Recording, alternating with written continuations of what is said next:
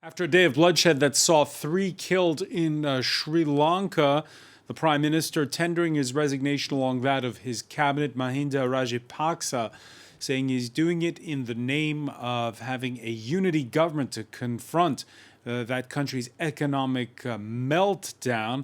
However, protesters who've been piling on the pressure for weeks say it's not enough. They also want to see the resignation of his brother, the country's president.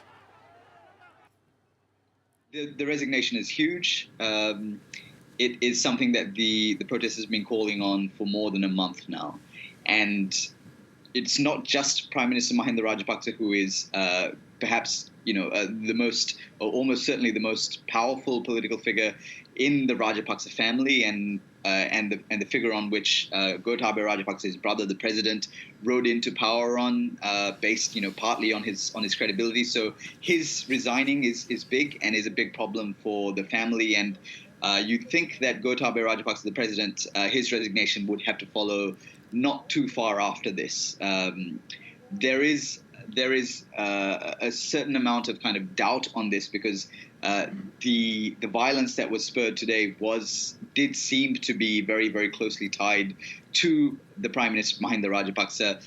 Protesters or pro-government demonstrators, pro-Mahinda Rajapaksa demonstrators, turned up at his official residence at Temple Trees, and they were invited into his residence, which is almost completely unprecedented that a group of people be allowed in to the Prime Minister's official residence. And then it was only after they left his residence that the violence began. They began to tear down some of these kind of occupied tents that the anti-government protesters had set up for weeks.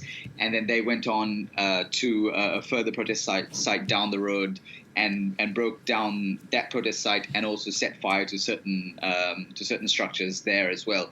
So there's been this has probably been the most violent day in the protests, spurred by the pro-Mahinda Rajapaksa protesters, but also in the last couple of hours, in the last 1 hour and 90 minutes, we've also seen violence from the other side. We've also seen the anti-government protesters respond to that violence by instigating violence of their own. There's been reports of government ministers and government MPs having their homes or vehicles also set alight. So it is a little bit of an intense situation in Sri Lanka at the moment, where you don't know where it'll stop. The escalation seems to continue. Right this moment, the violence seems to be taking a step up.